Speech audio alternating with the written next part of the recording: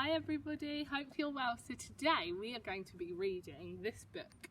Can any of you have a guess about what it might be about before I tell you what it's called?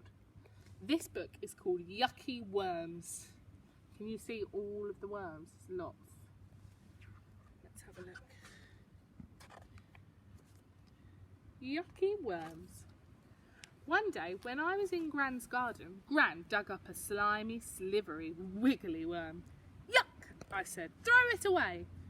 Throw it away? Gran looked horrified. Would you throw away one of your friends? You can't be friends with a worm, I said. You can't even tell which end is which.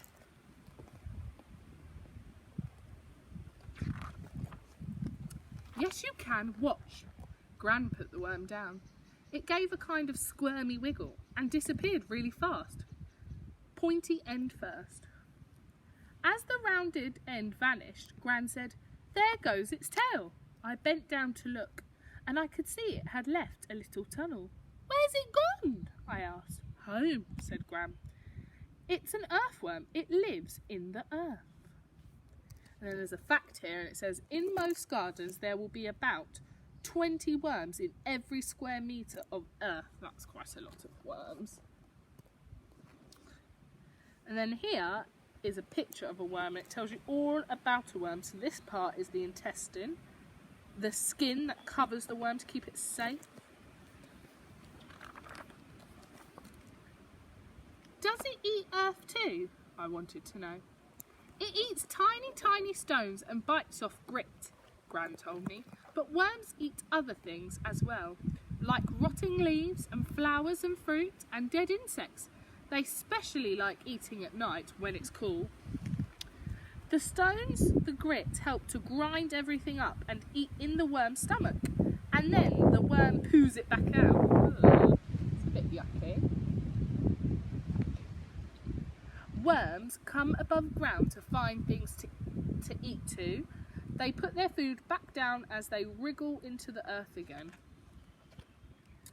Gran pointed at the flower. "Look, can you see it?" I bent down and I saw a weird, long, curvy worm made of earth. "That's worm's poo," said Gran.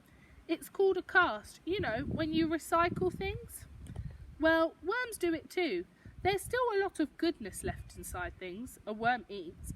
And when the goodness comes out again, as poo, it helps plants to grow big and strong. And as the worms move about, under and over the earth, the poo gets spread around the garden." That doesn't sound very nice, but it's very, very helpful for the plants. "That's why worms are my friends," Gran gave me a thumbs up. "It's not just their poo that's good for the plants. The tunnels they dig loosen the soil, so roots can stretch out and air and water can get in." Do you see all the roots? All the different directions they're going, they're everywhere.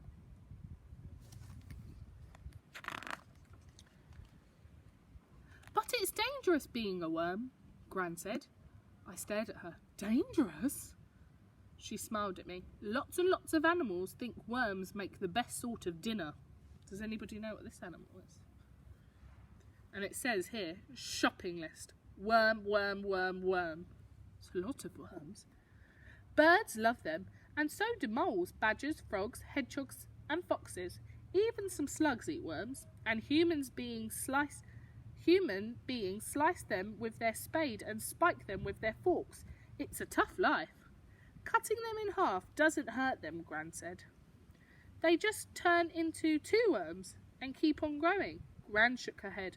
"Poor worms, lots of people think that, but it's not true." She put her fork down. "Time for a snack." So, a worm's tail can regrow if it's cut off, but cutting a worm in half will kill it. That's not very nice. I know that in Betty Langford we look after all our animals and our babies.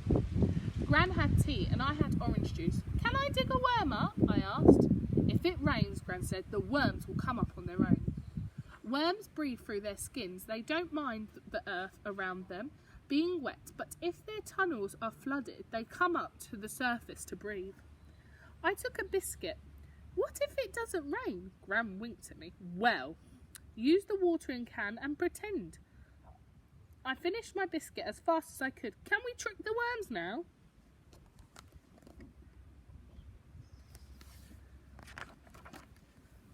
Gran went to fill the watering can and I watered the earth. Then I stood back. I didn't want the worms chewing at my shoes. They only put their heads out, Gran promised, and it will be a while before they do. When it's very hot and the soil gets too dry, they slither through. A worm will wriggle down and where the earth is still damp, curl up and wait for the rain. When it's very cold, it wriggles down even deeper below the frost level and curl up with other worms for the warmth. I didn't know that. That's a very interesting fact that I didn't know about worms. Gran was right. I had time to eat 2 more biscuits before she said, "Look!" "Wow," I said. I could just see the tip of the worm above the earth. "Now watch this." Gran stamped and the worm disappeared. "Did you see it?" I asked. Gran shook her head. "Worms don't have eyes. They feel vibrations, though, and a thump like that might mean hungry bird landing. Danger!" Oh no.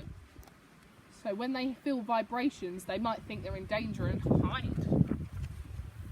Gran dug up her fork in the ground. Up came lots of wiggly worms. She picked one up and washed it in the watering can. "Mustn't drop it," she said. "They can't swim." Gran put the clean worm on some paper and held it near my ear. I could hear a tiny rustling noise. "What's that?" "They're covered in little bristles," Gran said. "The bristles and their muscles help them move." So you see, these are what the bristles look like. And they help them move around in the dirt and on the soil and the ground. "I've got muscles too." I bent my arm so Gran could see. "If you've got so many muscles," she said, "maybe you'd like to help me plant sunflower seedlings." "Okay," I nodded, and I thought of something. "When I go to school on Monday, I'm going to say that I have got lots of new friends." "Good idea," said Gran. "Actually," I said, I might not actually say they're worms."